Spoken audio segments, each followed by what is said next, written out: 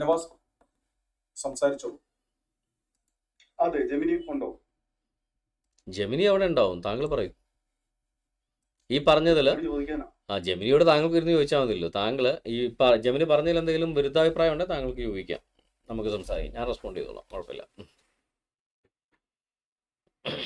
പറഞ്ഞോളൂ നഹാസ്.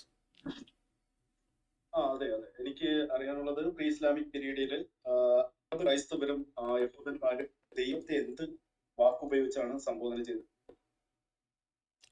ക്രൈസ്തവരും യഹൂദന്മാരും ദൈവത്തെ എന്ത് വാക്കുപയോഗിച്ചാണ് സംബോധന? നമുക്ക് ജെമിനിയോട് ചോദിക്കണോ? ഓക്കെ, ചോദിക്കാം.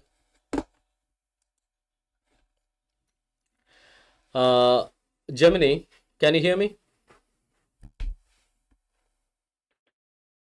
Yes, I can hear you. How may I assist you with your inquiries about Islamic and pre-Islamic religions? Gemini, യഹൂദന്മാർ അവരുടെ ദൈവത്തെ വിളിച്ചിരുന്ന പേരെന്തായിരുന്നു പ്രീ ഇസ്ലാമിക് അറേബ്യയിൽ?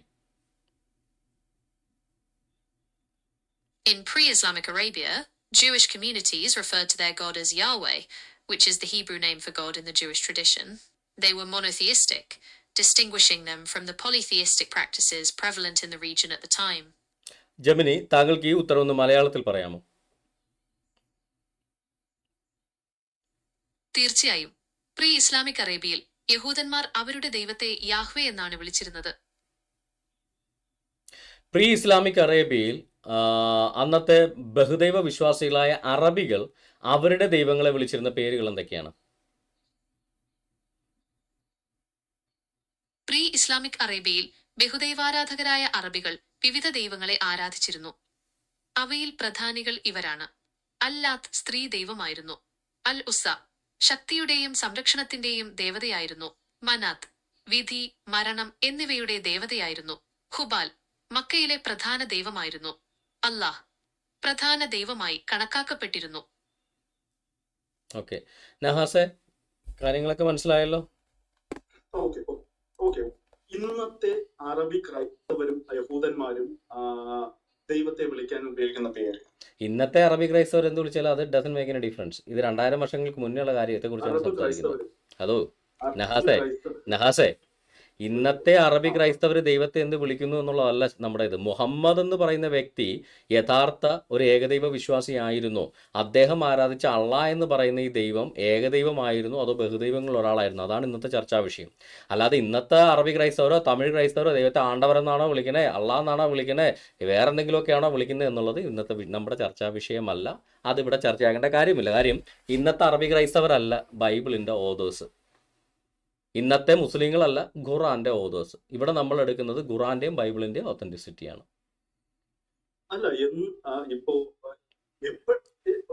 ഒരു എക്കോ വരുന്നുണ്ട് കേട്ടോ സെബാസ്റ്റ്യൻ.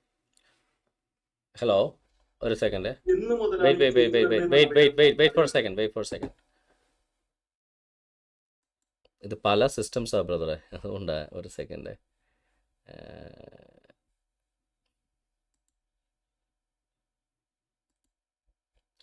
ഓക്കെ, ഇപ്പൊ ഒന്ന് പറഞ്ഞൊക്കെ വരുന്നുണ്ടോ നോക്കിയേ. ഹലോ. ഓക്കെ വീണ്ടും വരുന്നുണ്ട്.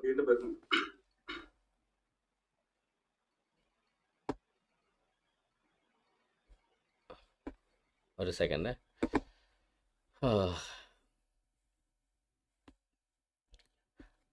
ക്ലബ് ഹൗസിൽ ചെറിയ എക്കോ വരുന്നുണ്ട്. ഇപ്പൊ എന്നെ കേൾക്കുന്ന ക്ലബ് ഹൗസിൽ ആർക്കെങ്കിലും എക്കോ ഉണ്ടോ? ഇല്ല, ഞാൻ സംസാരിക്കുമ്പോഴാണ്. Okay fine. മനസ്സിലായി. അത് ക്ലബ് ഹൗസിന്റെ പ്രശ്നമല്ല, ഇവിടുത്തെ. ഓക്കെ, ഇപ്പൊ എക്കോ ഉണ്ടോ? നിങ്ങളൊന്ന് പറഞ്ഞേ. ഹലോ. ആർക്കും എക്കോ ഇല്ലല്ലോ? ഇല്ല. ഓക്കെ നഹാസ് പറയൂ. ഓക്കെ, അവിടെ നേരത്തെ ജെമിനി പറഞ്ഞു 2000 വർഷം മുൻപ് എഴുതിയ ഒരു ഗ്രന്ഥം പിന്നീട് ആരെങ്കിലും എന്തെങ്കിലും തിരുത്തുകൊണ്ട് വന്നാൽ അത് ഫേക്ക് ആണ്, നമുക്ക് അത് ആർഗ്യൂ ചെയ്യാന്ന് പറഞ്ഞു. അങ്ങനെയല്ല പറഞ്ഞത്. അതിൻ പ്രകാരം അങ്ങനെയല്ല പറഞ്ഞത്. 2000 വർഷം മുന്നേ എഴുതപ്പെട്ട ഒരു ഗ്രന്ഥത്തിൽ പറയുന്ന ഒരു കാര്യത്തിന് വിരുദ്ധമായി ഏതെങ്കിലും ഒരാളൊരു കാര്യം പറഞ്ഞാൽ അത് വാസ്തവവിരുദ്ധമായിട്ട് കണക്കാക്കണമെന്നാണ് ഉദാഹരണ സഹിതം ജെമിനി ഇവിടെ പറഞ്ഞത്. ഞാനും പറയുന്നത് തന്നെയാണ്. അതായത് തോറയിൽ എഴുതപ്പെട്ട കാര്യമാണ് അബ്രഹാമിൻ്റെ പിതാവിൻ്റെ പേര് തേരഹ് എന്നാണ്.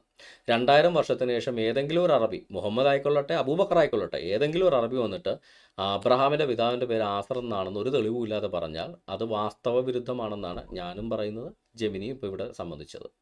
താങ്കൾ എന്താണ് പറയുന്നത്? വാസ്തവ വിരുദ്ധമാണോ? അബ്രഹാമിൻ്റെ അപ്പൻ്റെ പേരെന്താ? അതവിടെ നിൽക്കട്ടെ. ഞാൻ ചോദിക്കുന്നത് അയ്യോ, ഇപ്പോ അങ്ങനെ നിന്നാലോ യഹൂദന്മാരുടെ നഹാസേ? അങ്ങനെ നിൽക്കുന്നത് ശരിയല്ലല്ലോ. ഉത്തരം ഒന്ന് പറഞ്ഞിട്ടു. സിമ്പിളായൊരു ചോദ്യമല്ല. അബ്രഹാമിൻ്റെ പിതാവിൻ്റെ പേരെന്താ?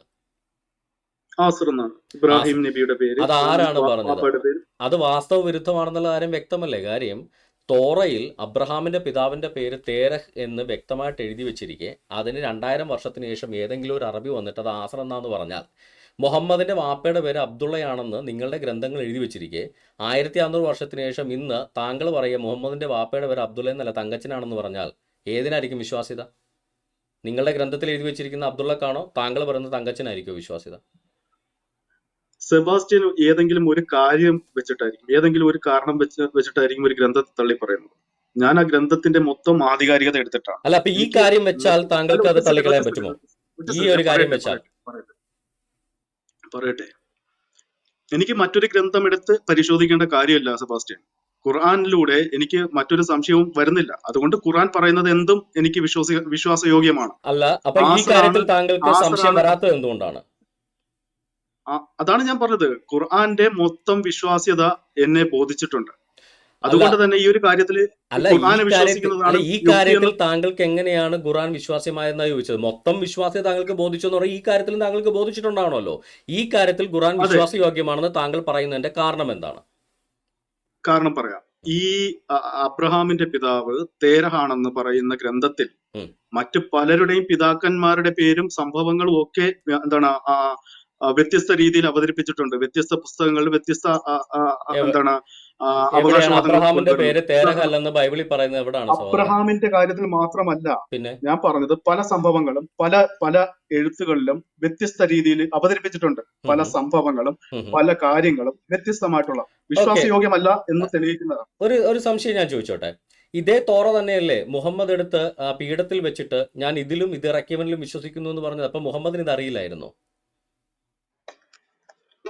മുഹമ്മദ് നബി എന്താണ് പറഞ്ഞ തോറയാണ് ഇതെന്ന് നിങ്ങൾ എങ്ങനെയാ വാദിക്കുന്നത്? മുഹമ്മദ് നബി പറഞ്ഞ തോറ ഏത് വർഷമാണെന്നറിയോ? മുഹമ്മദ് നബി ഇത് പറയുന്നത് ഇന്നേക്ക് 1600 വർഷങ്ങൾക്ക് മുന്നേ.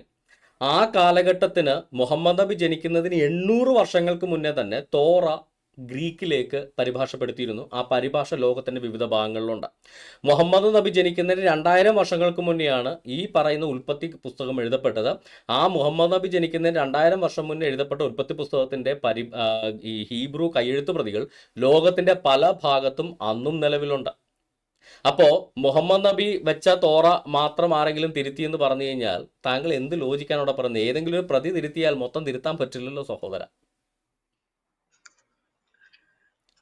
മുഹമ്മദ് നബി പറഞ്ഞത് ഏതർത്ഥത്തിലാണ്? നിങ്ങളുടെ കയ്യിലിരിക്കുന്ന ബൈബിള് സത്യപ്പെടുത്തിയിട്ടാണോ മുഹമ്മദ് നബി പറഞ്ഞത്? അന്നുണ്ടായിരുന്ന എഴുതപ്പെട്ട തോറ എടുത്തു വെച്ച് മുഹമ്മദ് നബി തന്റെ പീഠത്തിൽ എടുത്തു വെച്ചിട്ട് അന്നുണ്ടായിരുന്ന എഴുതപ്പെട്ട പുസ്തകം എടുത്ത് വെച്ചിട്ട് പറഞ്ഞു ഞാൻ ഇതിലും വിശ്വസിക്കുന്നു ഇതിറക്കിയവനിലും വിശ്വസിക്കുന്നു എന്നാണ് മുഹമ്മദ് പറഞ്ഞത്. അത് മാത്രമല്ലാന്നേ, മുഹമ്മദ് നബി ക്രൈസ്തവരോട് തന്നെ പറയുന്ന ഒരുപാട് കാര്യങ്ങളുണ്ട്. അപ്പൊ മുഹമ്മദ് നബി പരസ്പര വിരുദ്ധമായിട്ട് സംസാരിച്ചു എന്നാണോ താങ്കൾ പറയുന്നത്? ഈ 3:64 പറയുന്നുണ്ട്. എന്ത് പറയുന്നു? ഞങ്ങൾക്കും നിങ്ങൾക്കും ഇടയിൽ ഞങ്ങൾക്കും നിങ്ങൾക്കും ഇടയിലേക്ക് സമമായ ഒരു വാക്യത്തിലേക്ക് വരിക എന്ന് പറയുന്നുണ്ട്. അത് ദൈവത്തിന്റെ കാര്യത്തിലാണ്. നിങ്ങളത് സമ്മതിക്കുമോ? അല്ല, ഞാൻ ചോദിക്കുന്നത് താങ്കൾ ഇവിടെ ഇപ്പോൾ വേറെന്തൊക്കെയോ പറയുന്നത്. ഞാനിവിടെ പറഞ്ഞത് ഈ മുഹമ്മദിന്റെ കാലത്തുണ്ടായിരുന്ന തോറ തിരുത്തപ്പെട്ടതാണെന്നാണോ താങ്കൾ പറയുന്നത്, അല്ലെന്നാണോ? അതെ, അതുപോലെയുള്ള കാര്യങ്ങൾ പറയുന്നുണ്ട്. ക്രൈസ്തവരോട് നേരിട്ട് പറയുന്നുണ്ട്. അപ്പൊ മുഹമ്മദ് പരസ്പര വിരുദ്ധമായിട്ട് സംസാരിച്ചിരുന്നു അക്കാലത്ത് എന്നല്ലേ താങ്കൾ ഇപ്പൊ പറഞ്ഞതിനർത്ഥം? കാര്യം ഒരു സമയത്ത് പറയുന്നു ഈ തോറ എന്ന് പറയുന്ന പുസ്തകം എടുത്ത് കൈ പിടിച്ചിട്ട് പറയുന്നു ഞാൻ ഇതിൽ വിശ്വസിക്കുന്നു എന്ന് പറയുന്നു. മറ്റൊരു സ്ഥലത്ത് പറയുന്നു തോറയിൽ വിശ്വസിക്കാൻ പറ്റില്ല എന്ന് പറയുന്നു. അപ്പൊ മുഹമ്മദ് പരസ്പര വിരുദ്ധമായി സംസാരിച്ചിരുന്ന ഒരു വ്യക്തിയാണെന്നല്ലേ താങ്കൾ ഇപ്പൊ സ്ഥാപിക്കുന്നത്?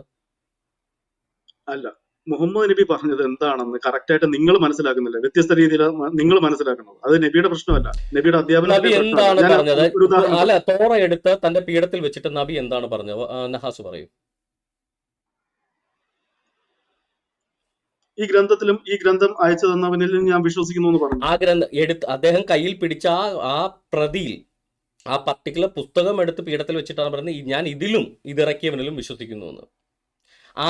ആ എടുത്ത് വെച്ച് മുഹമ്മദ് നബി കൈകൊണ്ട് പിടിച്ച് പീഠത്തിൽ വെച്ച പുസ്തകം തിരുത്തപ്പെട്ട വ്യാജഗ്രന്ഥമാണെന്നാണ് താങ്കൾ ഇപ്പോൾ പറയുന്നത്. അപ്പൊ മുഹമ്മദ് അത് നബിക്ക് പരിശുദ്ധമാണെന്ന് പറഞ്ഞിട്ടില്ല. അല്ല, പരിശുദ്ധമാണെന്നൊന്നും അല്ല ഞാൻ പറഞ്ഞേ. ആ, മുഹമ്മദ് നബി വിശ്വസിച്ച ഗ്രന്ഥം തെറ്റാണെന്നാണ് താങ്കൾ പറയുന്നത്. അത് ഒറിജിനൽ ആയിരുന്നു, ഡ്യൂപ്ലിക്കേറ്റ് ആയിരുന്നു. ഇല്ല, അതിലും ദൈവിക വചനങ്ങളുണ്ട്, ദൈവിക നിയമങ്ങളുണ്ട് ഹലോ, എന്ന് പറയുകയായിരുന്നു. അതിനകത്ത് ദൈവിക വചനങ്ങളുണ്ടെന്നല്ല മുഹമ്മദ് പറഞ്ഞത്. ഒരു പുസ്തകം എടുത്ത് കയ്യിൽ പിടിച്ചിട്ട് മുഹമ്മദ് പറയുക ഞാൻ ഇതിലും ഇതിറക്കിയവനിലും വിശ്വസിക്കുന്നു എന്ന് പറഞ്ഞു കഴിഞ്ഞാൽ ഇതിനകത്ത് ഇങ്ങാണ്ടും ദൈവിക വചനം ഉണ്ടെന്നല്ല. ആ പുസ്തകത്തിൽ പറയുന്ന സകല കാര്യത്തിലും അദ്ദേഹം വിശ്വസിക്കുന്നു എന്നാണ്. ആ പുസ്തകം തിരുത്തപ്പെട്ട ഒരു വ്യാജ ഗ്രന്ഥമായിരുന്നു എന്നാണ് താങ്കൾ ഇപ്പോൾ പറയുന്നത്. അപ്പൊ മുഹമ്മദിനേക്കാൾ വലിയ പ്രവാചകനാണോ താങ്കൾ? ഇനിയിപ്പോ അങ്ങനെ പറഞ്ഞെങ്കിലും, ആ കാലഘട്ടത്തിൽ അങ്ങനെ പറഞ്ഞെങ്കിലും, ഇന്ന് നിങ്ങൾ അതെടുത്ത് വെച്ചിട്ട് തെളിയിക്കണം സുഹൃത്തെ, അത് തോറയാണെന്ന് തെളിയിക്കണം. ഹലോ സുഹൃത്തെ, അന്ന് മുഹമ്മദ് എടുത്തു വെച്ച് സത്യപ്പെടുത്തിയ ഗ്രന്ഥം തോറയാണെന്ന് ഞങ്ങൾ തെളിയിക്കേണ്ട കാര്യമില്ല, നിങ്ങൾ തന്നെയാ പറയുന്നത്. ഈ മുഹമ്മദ് എന്നുള്ള വ്യക്തി ജീവിച്ചിരുന്നോ പോലും ഞങ്ങൾക്കറിയില്ല. അതിന് പ്രത്യേകിച്ച് ആർക്കിയോളജിക്കൽ എവിഡൻസും ഇല്ല. മുസ്ലിങ്ങൾ പറയുന്നുണ്ട്, തോറ മുസ്ലിങ്ങൾ എന്നും വിശ്വസിക്കുന്നുണ്ട്, തോറ ദൈവത്തിൽ നിന്ന് വന്നതാണ്. ഹലോ, ഒരു സെക്കൻഡ്. വിശ്വസിക്കുന്നുണ്ട്. AD 600 സൗദി അറേബ്യയിൽ ഉണ്ടായിരുന്ന തോറയുടെ പ്രതി വിശ്വാസ്യതയാണുള്ളതെന്ന് ചോദിച്ചത്. അല്ലാതെ തോറ എന്ന് പറയുന്ന ഹൈപ്പോത്തറ്റിക്കൽ ഗ്രന്ഥത്തിന്റെ കാര്യമല്ല ചോദിച്ചത്. പറയുന്നത് കേൾക്ക് സുഹൃത്തെ, ഇന്നും നമുക്ക് ആ വാദത്തിൽ ഞാൻ സംസാരിക്കുന്നതിനിടയ്ക്ക് സെബാസ്റ്റ്യൻ കയറുന്നത്. മുസ്ലിങ്ങളുടെ വാദം ഇന്നും അന്നും ഒരേ വാദം തന്നെയാണ്. തൗറാത്തും ഇഞ്ചീലും സബൂറും ഒക്കെ ദൈവത്തിന്റെ ഗ്രന്ഥം തന്നെയാണെന്നാണ്. എന്ന് കരുതിയിട്ട് നിങ്ങൾ തോറ എന്നും സബൂർ എന്നും എഞ്ചീലെന്നും ഒക്കെ അവകാശവാദം ഉന്നയിച്ച് ഏതെങ്കിലും ഗ്രന്ഥം കൊണ്ടുവന്നാൽ അത് സമ്മതിച്ചു തരിക എന്നല്ല. ഓരോ മുസ്ലിമിന്റെ അങ്ങനെ ഒരു ബാധ്യത അല്ലെ. ഞങ്ങളൊരു പുസ്തകം കൊണ്ടുവന്നതിനെ കുറിച്ചല്ല ഇവിടുത്തെ ചർച്ച. മുഹമ്മദ് കയ്യിൽ പിടിച്ച അന്നത്തെ കാലത്ത് സൗദി അറേബ്യയിൽ ഉണ്ടായിരുന്ന തോറയുടെ പ്രതി, കയ്യെഴുത്തു പ്രതി, അത് ഒറിജിനൽ ആയിരുന്നോ ഡ്യൂപ്ലിക്കേറ്റ് ആയിരുന്നോ എന്നാണ് ചോദ്യം. അത് അങ്ങനെയാണ് അവകാശവാദം. നമ്മൾ അത് നിരസിക്കുന്നില്ല. അന്ന് ഞങ്ങളുടെ അവകാശവാദമൊന്നുമില്ല. ഹലോ, ഞങ്ങൾക്ക് പ്രത്യേകിച്ച് അവകാശവാദം ഒന്നും പറയേണ്ട കാര്യമില്ല. ഞാൻ ചോദിച്ച ഒരു ചോദ്യമാണ്. മുഹമ്മദ് കയ്യിൽ പിടിച്ചിട്ട് തന്റെ പീഠത്തിൽ വെച്ചിട്ട് ഞാൻ ഇതിലും ഇതിറക്കിയവനിലും വിശ്വസിക്കുന്നു എന്ന് അദ്ദേഹം പറഞ്ഞ ആ കയ്യെഴുത്ത് പ്രതി, ആ പ്രതി ഒറിജിനൽ തോറയായിരുന്നു ഡ്യൂപ്ലിക്കേറ്റ് തോറയായിരുന്നു എന്നാണ് ഞാൻ ചോദിച്ചത്. മുഹമ്മദ് നബി സത്യപ്പെടുത്തിയിട്ടുണ്ടെങ്കിൽ അത് ഒറിജിനൽ തന്നെ ആയിരിക്കും. ഉണ്ടെങ്കിൽ എന്നുള്ളത് ആണോ അല്ലയോ ഉറപ്പിച്ചങ്ങ് പറ. അതെ, സമ്മതിച്ചിട്ടുണ്ടെന്നല്ലേ പറയുന്നത്. ഞാൻ സമ്മതിച്ചത് യഥാർത്ഥ തോറ തന്നെയാണ്. മുഹമ്മദ് ഇത് പറയുന്നതിന് 800 വർഷങ്ങൾക്ക് മുന്നേ തോറ ഗ്രീക്കിലേക്ക് വരെ പരിഭാഷപ്പെടുത്തിയിട്ടുണ്ട്. ആ പരിഭാഷ ലോകത്തിന്റെ പല ലൈബ്രറികളിലുമുണ്ട്. സെപ്റ്റുവാജിന്റ് പരിഭാഷ. മുഹമ്മദ് നബി എന്റെ പോയിന്റാണ് പറയുന്നത്. അതായത് മുഹമ്മദ് നബി കയ്യിൽ പിടിച്ച തോറ എന്ന് പറയുന്ന ഒരു കയ്യെഴുത്ത് പ്രതിയാണ്, ഒരു കോപ്പിയാണ്. ആ തോറയുടെ കയ്യെഴുത്ത് പ്രതികൾ ലോകത്തിന്റെ വിവിധ ഭാഗങ്ങളിലുണ്ട്.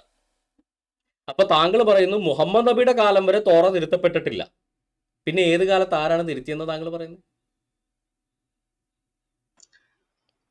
സെബാസ്റ്റ്യൻ, അന്നത്തെ കാലഘട്ടത്തിൽ മുഹമ്മദ് നബി അങ്ങനെ സമ്മതിച്ചിട്ടുണ്ടെങ്കിൽ ഞാനും സമ്മതിക്കുന്നു. അന്ന് ഒറിജിനൽ പ്രതി തന്നെ. അതിനുശേഷമുള്ള ഈ ഒറിജിനാലിറ്റി അവകാശവാദം ഉണ്ടെങ്കിൽ നിങ്ങളാണ് അത് തെളിയിക്കേണ്ടത്. അതിനുശേഷം ഞങ്ങൾക്ക് തെളിയിക്കേണ്ട കാര്യം വരുന്നില്ല. കാര്യം തോറയുടെ അത് നിങ്ങളുടെ വിശ്വാസമാണ് സുഹൃത്തെ. വൈരുദ്ധ്യങ്ങൾ ഞാൻ എടുത്ത് കാണിച്ചു തരാം. ഒരു സ്റ്റേറ്റ്മെന്റ് പറഞ്ഞോട്ടെ. അതായത് മുഹമ്മദ് ഈ സംഭവം പറയുന്നത് എന്നാണെന്ന് നഹാസിന് വല്ല പിടിയുണ്ടോ? AD 600-കളിലാണ്. AD 600-കൾ എന്ന് പറയുമ്പോൾ ഈ ഉൽപ്പത്തി പുസ്തകം എഴുതിയിട്ട് 2000 വർഷം കഴിഞ്ഞു നഹാസെ. ഉൽപ്പത്തി പുസ്തകം ഇറങ്ങി അബ്രഹാമിന്റെ ബാപ്പയുടെ പേര് തേരഹ് എന്നാണെന്ന ഉൽപ്പത്തി പുസ്തകത്തിലെ എഴുത്തിറങ്ങിയിട്ട് 2000 വർഷങ്ങൾക്ക് ശേഷമാണ് മുഹമ്മദ് അത് പിടിച്ചിട്ട് ഞാൻ ഇതിനെ സത്യപ്പെടുത്തുന്നു എന്ന് പറഞ്ഞത്. എൻ്റെ ചോദ്യം ഇതാണ്, ഈ മുഹമ്മദ് ഇത് പറയുന്നതിന് 800 വർഷങ്ങൾക്ക് മുന്നേ തോറ മറ്റു പല ഭാഷകളിലേക്കും തർജ്ജമ ചെയ്യപ്പെട്ടു. മുഹമ്മദ് ഇത് പറയുന്ന കാലത്തും ലോകമെമ്പാടുമുള്ള പല രാജ്യങ്ങളിലായിട്ട് തോറയുടെ പല കയ്യെഴുത്ത് പ്രതികളും നിലവിലുണ്ട്.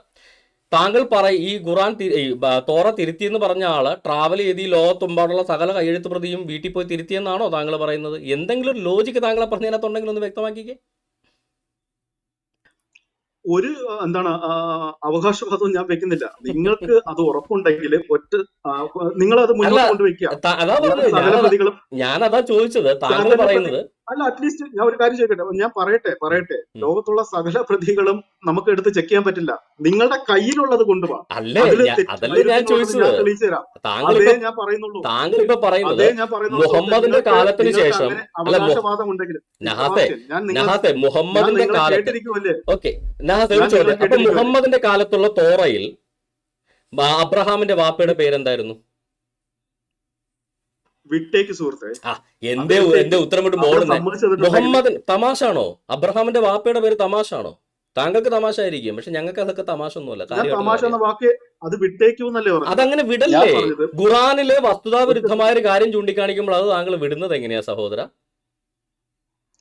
സെബാസ്റ്റ്യൻ, അന്ന് മുഹമ്മദ് നബി സത്യപ്പെടുത്തിയിട്ടുണ്ടെങ്കിൽ അവിടെ നമുക്ക് വാദിക്കാലോ. അവിടെ ആസർ എന്നാണ് ഇബ്രാഹിം നബി അബ്രഹാമിന്റെ പിതാവിന്റെ അതല്ലാന്ന് തെളിയിക്കാൻ നിങ്ങളുടെ കയ്യിൽ അന്നത്തെ തോറ ഇരിപ്പുണ്ടോ? ഇതാണ് എന്റെ ചോദ്യം. അങ്ങനെയാണെങ്കിൽ ഞാൻ കാര്യം ചോദിക്കട്ടെ. മുഹമ്മദ് ഹലോ, താങ്കൾ ഈ പറയുന്നതിനകത്ത് എന്ത് ലോജിക്കാണുള്ളതെന്ന് വ്യക്തമാക്കുക. കാരണം ഞാൻ പറയാം. അതായത് മുഹമ്മദ് ഈ പറയുന്ന കാലഘട്ടത്തിൽ തോറ എന്ന് പറയുന്ന ഗ്രന്ഥം അറബി നാട്ടിൽ മാത്രമല്ല ലോകമെമ്പാടും ഉണ്ട്. ഈവൻ ഇന്ത്യയിൽ പോലും ഉണ്ട്. ഇന്ത്യയിൽ ക്രിസ്ത്യാനിറ്റി വന്നിട്ട് 500 വർഷത്തിന് ശേഷമാണ് മുഹമ്മദ് ജനിക്കുന്നത് പോലും. ഇന്ത്യയിൽ ക്രിസ്ത്യാനികൾ ഉണ്ടായതിന് 500 വർഷങ്ങൾക്ക് ശേഷം, അതായത് 1/2 സഹസ്രാബ്ദത്തിന് ശേഷമാണ് മുഹമ്മദ് എന്ന് പറയുന്ന വ്യക്തി അറേബ്യയിൽ ജനിക്കുന്നത് പോലും. അതായത് മുഹമ്മദ് നബി ഈ തോറ സത്യപ്പെടുത്തുന്ന കാലത്ത് ഇന്ത്യയിലും ലോകത്തിന്റെ പല ഭാഗത്തും തോറകളുണ്ട്. താങ്കൾ പറയുന്നത് ആ കാലഘട്ടത്തിന് ശേഷം ആരാണ്ടും ആസറിനെ വെട്ടിമാറ്റി തേരഹാക്കിയെന്ന. അപ്പൊ ഈ തിരുത്തിയ ആള് ലോകമെമ്പാടും സഞ്ചരിച്ച് ഇതെല്ലാം വെട്ടിമാറ്റി തിരുത്തിയെന്നാണോ താങ്കൾ പറയുന്നത്? അതിനകത്ത് എന്ത് ലോജിക്കാണ് തോറ ഉള്ളത്? പറയുന്നതിനകത്ത് ഒരു മിനിമം ലോജിക്കെങ്കിലും വേണ്ടേ? ബ്രദറെ, നിങ്ങൾ കൂടുതൽ കാട് കയറേണ്ട കാര്യമില്ല. നിങ്ങളുടെ കയ്യിൽ ഇപ്പോഴുണ്ടല്ലോ, നിങ്ങൾ ഈ പറയുന്ന ദൈവിക ഗ്രന്ഥം നിങ്ങളുടെ കയ്യിലുണ്ടല്ലോ. അത് വെച്ചിട്ട് നമുക്ക് സംശയം നിവാരണം നടത്താം, പ്രശ്നമില്ല. ഞാൻ വാദിക്കുന്ന വൈരുദ്ധ്യങ്ങൾ ഇല്ലെങ്കിൽ നിങ്ങൾക്കത് സ്ഥാപിച്ചെടുക്കാമല്ലോ സുഹൃത്തെ. തയ്യാറാകൂ. ഒരു സെക്കൻഡ്. ഇവിടെ ഞങ്ങളുടെ കയ്യിൽ ഒരു ഗ്രന്ഥമുണ്ട്, നിങ്ങളുടെ കയ്യിലും ഒരു ഗ്രന്ഥമുണ്ട്. അപ്പൊ നിങ്ങളുടെ കയ്യിലുള്ള ഗ്രന്ഥത്തിന്റെ ഒതന്റിസിറ്റി ചോദ്യം ചെയ്യപ്പെടുമ്പോൾ താങ്കൾ അതിൽ നിന്ന് ഒളിച്ചോടിയിട്ട് ഞങ്ങളുടെ കയ്യിലെ ഗ്രന്ഥത്തിൽ എന്തൊക്കെ ഉണ്ടെന്നൊക്കെ പറഞ്ഞ് നടക്കുന്നതിൽ കാര്യമില്ലല്ലോ. ഞങ്ങൾ ഇവിടെ ചോദിച്ചൊരു വസ്തുതാപരമായ ഒരു കാര്യമാണ്. ഒരാളുടെ വാപ്പ ഇന്ന ആളാണെന്നൊരു ഗ്രന്ഥത്തിൽ എഴുതി 2000 വർഷങ്ങൾക്ക് ശേഷം ഏതോ ഒരു അറബി വന്നിട്ട് വേറൊരാളാണ് വാപ്പ എന്ന് പറഞ്ഞാൽ ആ അറബി നുണ പറയുന്നത് എന്നുള്ളത് വ്യക്തമല്ലേ? അപ്പൊ മുഹമ്മദ് നുണ പറഞ്ഞുണ്ടാക്കിയൊരു ഗ്രന്ഥമാണ് ഇസ്ലാം എന്ന് വരികയില്ല. അതാണ് ഇവിടെ ജമിനി സമ്മതിച്ചത്. താങ്കൾ പറയുന്നത് അന്ന് മുഹമ്മദ് പറഞ്ഞ തോറ പിൽക്കാലത്ത് തിരുത്തി എന്നാണ്. താങ്കൾ പറയുന്നതിനകത്ത് എന്തെങ്കിലും ലോജിക്ക് ഉണ്ടെങ്കിൽ ഏത് മനുഷ്യനെ കൊണ്ട് എങ്ങനെ അത് സാധിക്കുമെന്നുകൂടെ താങ്കൾ പറയുക. മുഹമ്മദ് നബി ജനിച്ച കാലത്തിന് 100 കണക്കിന് വർഷങ്ങൾക്ക് മുന്നേ ലോകത്തിന്റെ പല രാജ്യങ്ങളിലും തോറ എത്തിയിട്ടുണ്ട്, ഇന്ത്യ അടക്കമുള്ള രാജ്യങ്ങളിൽ. അത് പല ഭാഷകളിലേക്ക് പരിഭാഷപ്പെടുത്തപ്പെട്ടിട്ടുണ്ട്. ഈ സകല പരിഭാഷകളിലും സകല കയ്യെഴുത്ത് പ്രതികളിലും താങ്കൾ പറയുന്ന പോലെ ഏത് മനുഷ്യനെ കൊണ്ട് ഇത് പോയി തിരുത്താൻ സാധിക്കും? പറയുന്നതിനകത്ത് എന്തെങ്കിലും ലോജിക്ക് വെച്ചിട്ട് താങ്കൾ പറ. ഞാൻ നിസ്സാരമായിട്ടുള്ളൊരു വഴിയല്ലേ മുന്നോട്ട് വെച്ചത്. നിങ്ങളുടെ കയ്യിൽ നിങ്ങൾ പറയുന്ന ആ ഒറിജിനൽ തോറ ഇരിപ്പുണ്ട്. അതിന് എന്തെങ്കിലും വൈരുദ്ധ്യം ഉണ്ടെങ്കിൽ എനിക്ക് തെളിയിക്കാൻ പറ്റിയാൽ നിങ്ങൾ അത് പറയുക. എവിടെയോ ഈ കാലഘട്ടത്തിന് ഇടയ്ക്ക് എവിടെയോ അത് തിരുത്തപ്പെട്ടു. അതിനകത്ത് ഞങ്ങൾക്ക് അതിനകത്ത് ഒരു ബുദ്ധിമുട്ടുമില്ല. ബൈബിളിനകത്ത് വൈരുദ്ധ്യങ്ങളുണ്ടോ എന്ന് ചർച്ച ചെയ്യാനാണ് താങ്കൾ ഈ ആവശ്യപ്പെടുന്നത്. ഞങ്ങൾക്ക് അതിനകത്ത് ഒരു ബുദ്ധിമുട്ടുമില്ല. അതിലേക്ക് കയറുന്നതിന് മുന്നേ നമ്മളിവിടെ അതിലേക്ക് വരാൻ പോവാണ്. അതിലേക്ക് കയറുന്നതിന് മുന്നേ നമ്മളിവിടെ വന്നൊരു കാര്യമുണ്ട്. ഖുറാനിൽ എങ്ങനെ വസ്തുതാവിരുദ്ധമായ ഒരു കാര്യം വന്ന ഖുറാൻ എങ്ങനെ വേദഗ്രന്ഥമാണെന്നുള്ള കാര്യം സംസാരിച്ചപ്പോഴാണ് താങ്കൾ ഞങ്ങളുടെ കയ്യിലുള്ള പുസ്തകത്തിൽ വൈരുദ്ധ്യം ഉണ്ടെന്ന് പറഞ്ഞു പോകുന്നത്. നിങ്ങളുടെ ഈ കാര്യം ഒന്ന് ക്ലാരിഫൈ ആയിട്ട് അങ്ങോട്ട് പൊക്കോളൂ. ഞാൻ റെഡിയാണ്. ഓരോ കാര്യം ക്ലാരിഫൈ ചെയ്യാം. നമുക്ക് 1 by 1 ആയിട്ട് ക്ലാരിഫൈ ചെയ്യാം. താങ്കൾ ഇതാദ്യം ഒന്ന് ക്ലാരിഫൈ ചെയ്യൂ. ഈ തോറയിൽ തേരഹ് എഴുതിയിരിക്കുമ്പോൾ അബ്രഹാമിന്റെ പിതാവ് 2000 വർഷങ്ങൾക്ക് ശേഷം ഒരു അറബി വന്നേച്ചു ആ അബ്രഹാം ജീവിച്ചിരുന്ന സ്ഥലത്തിന് 1400 കിലോമീറ്റർ അകലെയുള്ള ഒരു അറബി നാട്ടിൽ വേറെ ഭാഷ സംസാരിച്ചിരുന്ന ഒരു അറബി വന്നിട്ട് അബ്രഹാമിന്റെ പിതാവിന്റെ ഒരു ആസർ എന്നാണെന്ന് പറഞ്ഞാൽ അതിന് എന്ത് വിശ്വാസ്യതയുള്ളതെന്ന് ഞങ്ങൾ ചോദിച്ചത്. അത് വേദഗ്രന്ഥത്തിനെതിരാണ്, പ്രവാചകന്മാർക്കെതിരാണ്. അത് 2000 വർഷത്തിന് ശേഷം ഒരാൾ പറയുന്നതാണ്. അങ്ങനെയാണെങ്കിൽ ഇന്ന് മുഹമ്മദിന്റെ വാപ്പ തങ്കച്ചനാന്ന് ഒരാൾ പറഞ്ഞു, താങ്കൾ അതും അംഗീകരിക്കേണ്ടി വരുമല്ലോ ആ യുക്തി വെച്ച്. അതാണ് ഞങ്ങൾ ചോദിച്ചത്. അതിന് ആദ്യം ഉത്തരം പറയാം, എന്നിട്ട് നമുക്ക് ബൈബിളിലേക്ക് പോവാം. അതെ, ഈ നബി എന്താണ് ഇബ്രാഹിം നബിയുടെ പിതാവിന്റെ പേര് പറഞ്ഞത് വിശ്വസിക്കാൻ കാരണം മറ്റു കാര്യങ്ങളിലൊന്നും വൈരുദ്ധ്യം കാണുന്നില്ല. സഹോദര, എന്ത് കാര്യമാണ് വിശ്വാസയോഗ്യമായിട്ട് താങ്കൾ പറയുന്നത്? മാറുന്നുണ്ട്. വൈരുദ്ധ്യം ഇല്ലാത്തത് കൊണ്ട് നബിയുടെ വാദം ശരിയാണെന്ന് ഞാൻ മാനദണ്ഡമാക്കി എടുക്കുന്നു. എങ്ങനെ ഒരു 2000 അല്ലാത്ത വർഷം പക്ഷം അല്ല, നിങ്ങൾ ഞാനൊരു കാര്യം ചെയ്യട്ടെ. പരസ്പര വിരുദ്ധമായിട്ട് ഒരു കാര്യവും പറയാത്ത ഒരാള് നാളെ വന്നിട്ട് താങ്കളോട് പറയാം നബിയുടെ വാപ്പ തങ്കച്ചൻ എന്ന ഒരാളാണെന്ന് പറഞ്ഞാൽ താങ്കൾ വിശ്വസിക്കുമോ? ഇതുവരെ പരസ്പര വിരുദ്ധമായി ഒരു കാര്യം പറയാത്ത ഒരാൾ എന്ന് പറഞ്ഞാൽ താങ്കൾ സമ്മതിക്കുമോ? അതെ, അതുപോലെ തന്നെ ആ എന്താണ് ഒരു ഇങ്ങനെ കാര്യം തന്നെ തോന്നുന്ന വാപ്പനെ മാത്രം പറയുന്ന ആളെ ഞാൻ പ്രസ്ഥാനമാണെങ്കിൽ വിശ്വസിക്കുന്നില്ല. മുഹമ്മദിന്റെ വാപ്പ തങ്കച്ചനാണെങ്കിൽ അബ്രഹാമിന്റെ വാപ്പ നിങ്ങൾ ആശ്രമം പറഞ്ഞ് ഞങ്ങൾക്ക് പരാതിയൊന്നുമില്ല. ഒരു കാര്യം തന്നെ പലതരത്തിൽ പറഞ്ഞുകൊണ്ട് നടക്കുന്ന ആളെയും അല്ല, വിശ്വസിക്കാൻ പറ്റത്തില്ല. അതല്ല. അതും കൂടെ അതായത് സെബാസ്റ്റ്യൻ സകല മനസ്സിലാക്കണം. കാര്യങ്ങളും താങ്കളോട് ഒരു വിധത്തിലും പരസ്പര വിരുദ്ധമായി സംസാരിക്കാത്ത ഒരാള് മുഹമ്മദിന്റെ വാപ്പ അബ്ദുള്ളയല്ലായിരുന്നു, അത് തങ്കച്ചൻ എന്നുള്ളൊരു എന്താ പറയാ കിഴക്കേമലക്കാരനാണ് എന്ന് പറഞ്ഞാൽ താങ്കൾ അത് വിശ്വസിക്കുമോ എന്നാ ഞാൻ ചോദിച്ചു. അയാൾ പരസ്പര വിരുദ്ധമായിട്ടൊന്നും പറഞ്ഞിട്ടില്ലല്ലോ, പിന്നെ താങ്കൾക്ക് അത് വിശ്വസിച്ചാൽ എന്താ? അത് നിങ്ങളാണ് വിശ്വസിച്ചോട്ട് കിടക്കുന്നത്. ഞാനല്ല സഹോദര.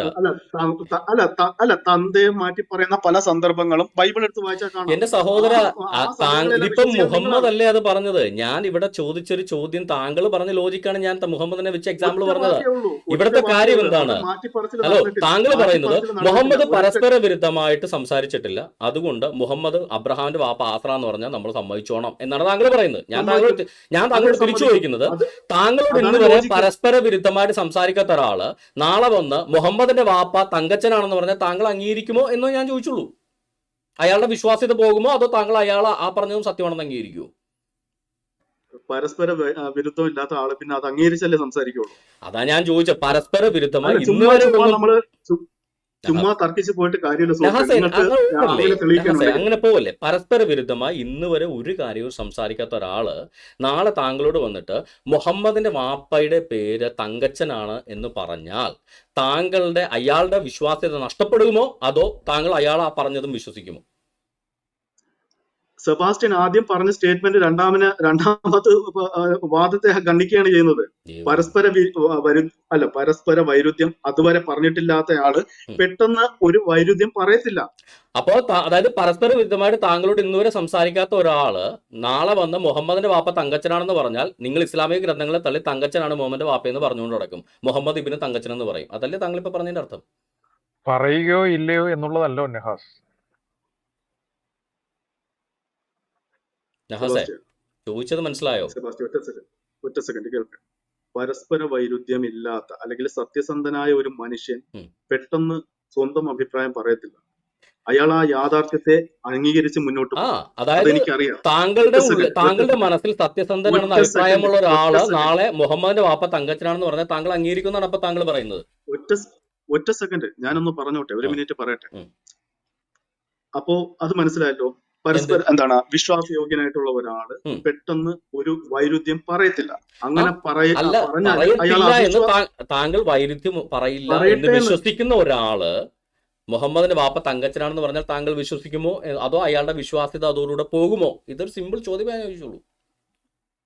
എന്റെ സുഹൃത്തെ, ഇപ്പോ യഹൂദന്മാർക്കൊരു വാദമുണ്ട്, പാന്തറിന്റെ മകനാണ് യേശു എന്ന്.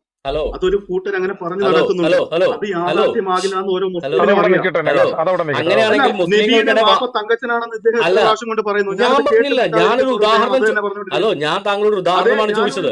ഞാനൊരു യാഥാർത്ഥ്യമാണ് പറയുന്നത്. മുഹമ്മദ് ഇങ്ങനെയാണ് ഉദാഹരണം പറയുന്നത്. അതെ, മുഹമ്മദ് അബ്രഹാമിന്റെ തന്തയെ മാറ്റിയപ്പോ താങ്കൾക്ക് ബുദ്ധിമുട്ടില്ലായിരുന്നല്ലോ. ഞങ്ങളുടെ പിതാക്കന്മാർ എന്ന് വിളിക്കപ്പെടുന്ന പാട്രിയാർക്കായ അബ്രഹാമിന്റെ തന്തയെ മാറ്റിയാണ് മുഹമ്മദ് ഖുർആൻ പുസ്തകം ഉണ്ടാക്കിയിട്ട് നിങ്ങൾ അത് വിശ്വസിച്ചു നടക്കുന്നത്. ഞങ്ങൾ അബ്രഹാമിനെ തന്തക്ക് വിളിക്കുമ്പോൾ നിങ്ങൾക്ക് അതിനകത്ത് അഭിമാനമാണ്. അപ്പൊ മുഹമ്മദിനെ മാറ്റി പറഞ്ഞപ്പോ നിങ്ങൾക്ക് വിഷമം. ഇതേ വികാരം തന്നെ ഞങ്ങൾക്ക് ഉള്ളത് അബ്രഹാമിന്റെ തന്തയെ മാറ്റുമ്പോൾ. മനസ്സിലായോ? ഏത് പുസ്തകം എടുത്ത് വെച്ചിട്ടാണ് വാദിക്കുന്നത്? അബ്രഹാമിന്റെ തന്തയെ മാറ്റിയെന്ന് നിങ്ങൾ ഏത് പുസ്തകം എടുത്തിട്ടാണ് നിങ്ങളുടെ ഖുർആൻ എടുത്തിട്ടാണ് പറയുന്നത്. ഖുർആനിൽ പറയുന്നത് വിശ്വാസയോഗ്യതയാണ് ഞാൻ ചോദ്യം ചെയ്യുന്നത്. നിങ്ങളുടെ ഖുർആന്റെ വിശ്വാസം പലരുടെ തന്തയെ മാറ്റിയിട്ടുണ്ട്. പല സന്ദർഭങ്ങളിലും പല സംഭവങ്ങളും മാറ്റി എഴുതപ്പെട്ടിട്ടുണ്ട്. അങ്ങനെയാണെങ്കിൽ മുഹമ്മദിന്റെ വാപ്പ മരിച്ച് അഭിപ്രായങ്ങൾ എഴുതി വെച്ചിട്ടുണ്ട്. ആ പുസ്തകം എടുത്ത് വെച്ചിട്ടാണോ ഇവിടെ വന്നിട്ട് നബിയെ കുറ്റം പറയുന്നത്? അങ്ങനെയാണെങ്കിൽ ഞാൻ ചോദിക്കട്ടെ, കൃത്യമായിട്ടുള്ള ഒരു ചരിത്ര പുസ്തകം കൊണ്ടുവന്നിട്ട് പറ ഇതാണ് യഥാർത്ഥ ചരിത്രം. അല്ല അല്ല ഒരു സെക്കൻഡ് ഒരു നഹാസെ, പുസ്തകം അന്നത്തെ എടുത്ത് കാലത്ത് വൈരുദ്ധ്യങ്ങൾ അല്ല പറഞ്ഞ ഒരു മോശ പുസ്തകം എഴുതിയ എടുത്ത് വെച്ചിട്ട് നിങ്ങളുടെ ചരിത്രമല്ലാതെ വാദം അല്ല ശരിയെന്ന് പറഞ്ഞാൽ എങ്ങനെ മോശ അംഗീകരിച്ച് തരാൻ പറ്റുക? മോശ എഴുതിയ ചരിത്രമല്ലാതെ അബ്രഹാമിനെ കുറിച്ച് ചരിത്രം എഴുതിയിട്ടുള്ള ആരാ ഉള്ളെ? ഒരാളെ പറ.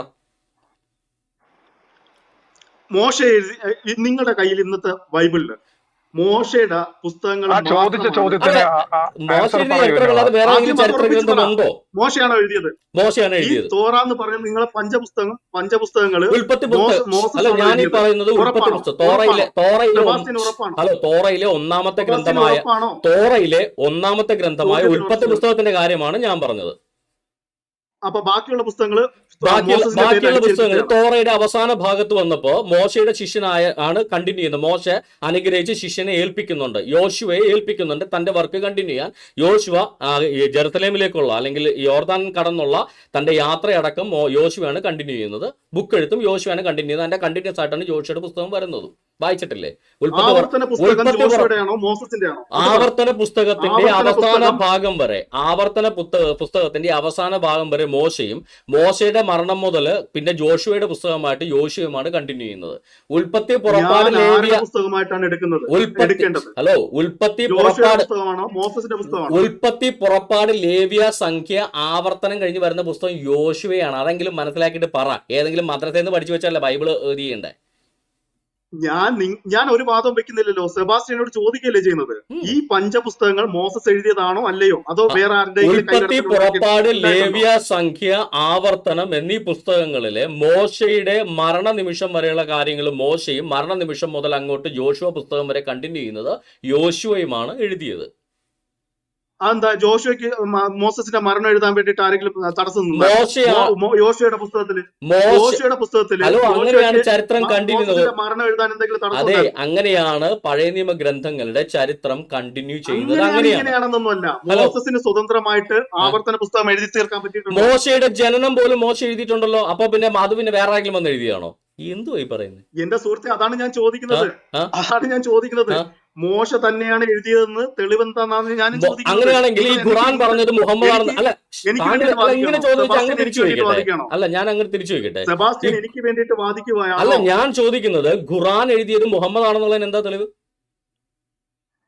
അതവിടെ നിൽക്കട്ടെ സുഹൃത്തെ. അപ്പൊ പിന്നെ ആദ്യം ഈ കാര്യത്തിൽ ഒരു തീരുമാനം അപ്പൊ അതിന് വല്ല തെളിവൊന്നുമില്ല.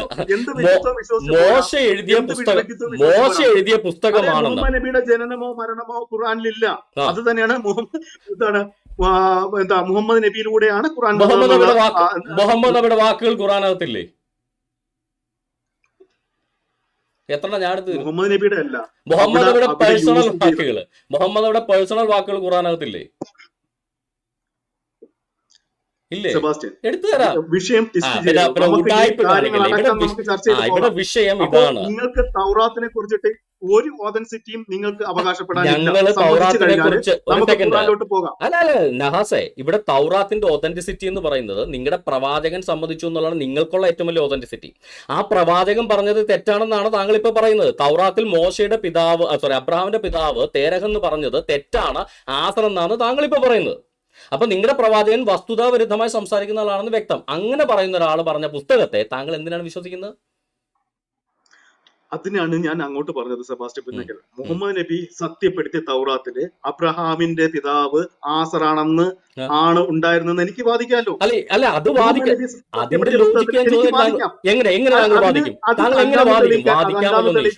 എങ്ങനെയാണ് താങ്കൾക്ക് അതല്ലാന്ന് തെളിയിക്കാൻ 14 നൂറ്റാണ്ട് മുമ്പുള്ള അറബി ലിപിയിലുള്ള തൗറാത്ത് നിങ്ങൾ എന്റെ മുമ്പിലോട്ട് കൊണ്ടുവെക്കേണ്ടി വരും. ഒരു നൂറ്റാണ്ടിലും അറബി ലിപിയിൽ 14 നൂറ്റാണ്ട് മുമ്പുള്ള തൗറാത്ത്. നഹാസെ, 14-ാം നൂറ്റാണ്ട് മുമ്പിൽ സൗദി അറേബ്യയിൽ ഉണ്ടായിരുന്ന തൗറാത്ത് ഹീബ്രു ഭാഷയിൽ തന്നെയായിരുന്നു എന്ന് നിങ്ങളുടെ ഹദീസുകൾക്കകത്ത് തന്നെ പറയുന്നുണ്ട്. അതുകൊണ്ട് മുഹമ്മദ് അല്ല വായിച്ചത്, മുഹമ്മദ് ഹീബ്രു പണ്ഡിതന്മാർക്കാണ്ട് വായിച്ചിട്ട് അർത്ഥം കേൾക്കുമായിരുന്നു എന്ന് നിങ്ങളുടെ ഹദീസിനകത്ത് പറയുന്നുണ്ട്. അപ്പൊ പിന്നെ ഇല്ലാത്ത തൗറാത്ത് ഞാൻ എങ്ങനെ ഉണ്ടാക്കുന്നത്?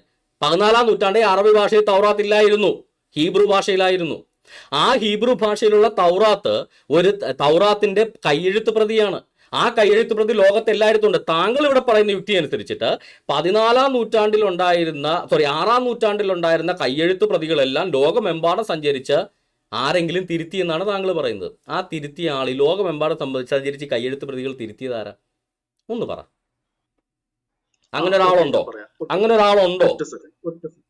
ഈ അബ്രഹാമിന്റെ പിതാവ് തേരഹ അല്ല ആസറ എന്ന് പറഞ്ഞ ആസർ അല്ല തേരഹ എന്ന് പറഞ്ഞ് വെട്ടിത്തിരുത്തി എന്നാ പറയുന്നത് മുഹമ്മദിന്റെ കാലശേഷം. മുഹമ്മദിന്റെ കാലശേഷം ഏത് സഞ്ചാരിയാണ് ലോകമെമ്പാടും സഞ്ചരിച്ച് വിവിധ ഭാഷകളിലേക്ക് തർജ്ജമ ചെയ്യപ്പെട്ടിട്ടുള്ള ഈ തൗറാത്തിന്റെ പ്രതികളെല്ലാം തിരക്കി നടന്ന കയ്യെഴുത്ത് പ്രതികളെല്ലാം തിരുത്തി വരുത്തിയ ആ മനുഷ്യന്റെ പേര് എന്ന് പറഞ്ഞ ഉപകാരമായിരിക്കും. അത്രയും വലിയൊരു കാര്യം ചെയ്ത ഒരാൾ എന്തായാലും എല്ലാവരും അറിയുമല്ലോ. എല്ലാ രാജ്യവും സഞ്ചരിക്കണം, എല്ലാ ഭാഷകളിലും പ്രാവീണ്യം ഉണ്ടാകണം, എല്ലാ രാജാക്കന്മാരുടെയും ലൈബ്രറികളിലേക്ക് പ്രവേശനം ഉണ്ടാവണം. അത്ര ഒരു മഹത് വ്യക്തി ആരാണ് ഒന്ന് പറഞ്ഞാൽ ഞങ്ങൾക്ക് അറിയാനുള്ള ആഗ്രഹം കൊണ്ടാണ്. കഴിഞ്ഞു. ഇനി ഞാൻ പറയുമ്പോൾ ഇടയ്ക്ക് കയറും. ഞാൻ ചോദിച്ചതിന് ഉത്തരം പറയാൻ താങ്കൾക്ക് അവസരമുണ്ട്. ഞാൻ ചോദിച്ചതിന് ഉത്തരം അല്ലാതെ വേറെ വല്ലതും പറഞ്ഞുകൊണ്ടെന്ന് ഞാൻ ഇടയ്ക്ക് കയറും. ഒറ്റ സെക്കൻഡ്. ഞാൻ പറഞ്ഞിട്ടില്ല, ഒന്നാമത് ഞാൻ പറഞ്ഞിട്ടില്ല ലോകത്തിൽ ഒരാള് നടന്നിട്ട് സകല പുസ്തകങ്ങളും തിരുത്തിയെന്ന് ഞാൻ പറഞ്ഞിട്ടില്ല. അത് സെബാസ്റ്റ്യന്റെ അപാദമായിരുന്നു. ഒറ്റ അങ്ങനെ പറയില്ല. ഒരു സെക്കൻഡ്, ഒരു ക്ലാരിഫിക്കേഷൻ വേണം. അതായത് അപ്പൊ മുഹമ്മദിന്റെ കാലത്തുണ്ടായിരുന്ന ഖുർആൻ പിന്നീട് നിങ്ങളുടെ കയ്യിലിരിക്കുന്ന പുസ്തകത്തിൽ നിങ്ങൾക്ക് വിശ്വാസം ഉണ്ടോ? അതല്ല മുന്നോട്ട് മുഹമ്മദിന്റെ കയ്യിലിരുന്ന പുസ്തകത്തിൽ മുഹമ്മദിന് വിശ്വാസം ഉണ്ടായിരുന്നില്ല. അതുപോലും വിശ്വസിക്കാത്ത താങ്കൾ പിന്നെ എന്റെ സാക്ഷി എങ്ങനെ വിശ്വസിക്കും? എന്റെ സുഹൃത്തെ, അത് തന്നെയാണ് നിങ്ങളുടെ കയ്യിൽ നിന്നും മുഹമ്മദിന്റെ കയ്യിലിരുന്ന പുസ്തകം പിൽക്കാലത്ത് തിരുത്തപ്പെട്ടിരുന്നു. നിങ്ങൾക്കുറപ്പുണ്ടോ ആ പുസ്തകം തന്നെയാണ് നിങ്ങളുടെ കയ്യിലിരിക്കുന്നത്? എന്റെ സഹോദരൻ, തിരുത്തി എന്ന് പറയുന്ന താങ്കള് അതെങ്ങനെ മനുഷ്യനാൽ സാധിക്കുമെന്നോടൊന്ന് താങ്കൾ പറ. മുഹമ്മദിന്റെ കാലത്ത് തൗറാത്ത് ലോകമെമ്പാടും സെബാസ്റ്റ്യൻ പുന്നക്കൽ, താങ്കൾ വാദം വെച്ചില്ല എന്ന് പറയില്ല. താങ്കൾ പറയുന്ന വാദം എന്താണ്? തൗറാത്ത് മുഹമ്മദിന്റെ കാലത്തിന് ശേഷം ആരോ ആസറിനെ വെട്ടി തേരഹാക്കിയെന്നാണ് താങ്കൾ ഇവിടെ പറഞ്ഞത്. അത് വാദമല്ലേ? തൗറാത്തില് മുഹമ്മദിന്റെ കാലത്തുണ്ടായിരുന്ന തൗറാത്തില് ആസർ എന്നായിരുന്നു, അതിനെ വെട്ടി തേരഹാക്കി പിൽക്കാലത്ത് ആരോ തിരുത്തി എന്നാണ് താങ്കൾ ഇവിടെ അവതരിപ്പിച്ചത്. ശരിയാണോ? അങ്ങനെയാണോ താങ്കളുടെ വിശ്വാസം? സെബാസ്റ്റ്യൻ പുന്നക്കൽ, നിങ്ങൾ തെളിയിച്ചോളൂ. നിങ്ങളുടെ പുസ്തകത്തിന്റെ ഒതൻസിറ്റി നിങ്ങൾ തെളിയിച്ചോളൂ. ഞാൻ ഖുർആൻ നിങ്ങളുടെ പുസ്തകത്തിൽ ഒറ്റ സെക്കൻഡ്, അതിനപ്പുറം നിങ്ങൾക്ക് ഒരു ആരോപണം ഉന്നയിക്കാൻ പറ്റില്ല. നിങ്ങളുടെ കയ്യിൽ പുസ്തകം ഇരിക്കുന്നത് വിശ്വാസം ഉണ്ടെങ്കിൽ നിങ്ങളുടെ പ്രവാചകൻ, ഞാൻ വൈരുദ്ധ്യങ്ങൾ കാണിച്ചു തരാം. നിങ്ങളുടെ വൈരുദ്ധ്യങ്ങൾ കാണിച്ചു തരാം. വൈരുദ്ധ്യങ്ങൾ നിറഞ്ഞിരിക്കുന്ന ഒരു പുസ്തകത്തിൽ ഞങ്ങളുടെ പുസ്തകത്തിൽ വൈരുദ്ധ്യമൊന്നുമില്ല. നിങ്ങളുടെ പ്രവാചകൻ സത്യമാണ് എന്ന് പറഞ്ഞ ഗ്രന്ഥം, അത് പ്രവാചകന്റെ മരണത്തിന് ശേഷം ആളുകൾ നടന്ന് തിരുത്തി, ലോകമെമ്പാടും പ്രചാരത്തിലുള്ള ഒരു ഗ്രന്ഥം ആളുകൾ നടന്ന് തിരുത്തി എന്ന് പറയുന്ന താങ്കളുടെ വാദത്തിന് ഈ ഒരു 10ാം ക്ലാസ്സുകാരന്റെ ഒരു വിവരം പോലും ഇല്ലാത്ത വാദമല്ലേ അത്? താങ്കൾ എന്ത് അടിസ്ഥാനത്തിൽ താങ്കൾ അതിനൊരു ലോജിക്കലായിട്ടുള്ള ഒരു വേ പറയും. എങ്ങനെ ഒരാൾക്ക് ലോകമെമ്പാടും നടന്ന് ഈ ലോകമെമ്പാടുള്ള കയ്യെഴുത്ത് പ്രതികൾ തിരുത്താൻ പറ്റും? ഒരു വഴി, ഒരു പോസിബിൾ ആയിട്ടുള്ള, ഹ്യൂമൻലി പോസിബിൾ ആയിട്ടുള്ള ഒരു വേ. നഹാസ് അത് പറഞ്ഞിട്ട് മുന്നോട്ട് പോവാം. നഹാസ് അത് പറഞ്ഞിട്ട് മുന്നോട്ട് പോവാം. എന്റെ വാദം തിരുത്തിയിട്ടില്ല സാർ. നിങ്ങളുടെ ആ തിരുത്താത്ത ഗ്രന്ഥം ഒന്നെടുത്ത് അല്ല, അപ്പൊ താങ്കൾ ഇപ്പൊ പറയുന്നത് തോറ മുഹമ്മദിന്റെ കാലത്തിന് ശേഷം ആരും തിരുത്തിയിട്ടില്ല. അപ്പൊ മുഹമ്മദിന്റെ കാലത്തുള്ള തോറ തന്നെയാണ് ഇന്നുള്ളത്. ഇന്നത്തെ തോറയില്, ഇന്നുള്ള തോറയുടെ പ്രതികളിൽ അബ്രഹാമിന്റെ പിതാവിന്റെ പേര് തേരഹ് എന്നാണ്. അപ്പൊ മുഹമ്മദ് ഖുർആനിൽ ആസർ എന്ന് തെറ്റിച്ചല്ല പറഞ്ഞേക്കുന്നത്. അപ്പൊ ഖുർആൻ അവിശ്വസനീയമായ ഗ്രന്ഥമല്ലേ? ഓക്കെ സാർ, എല്ലാം സമ്മതിച്ചു.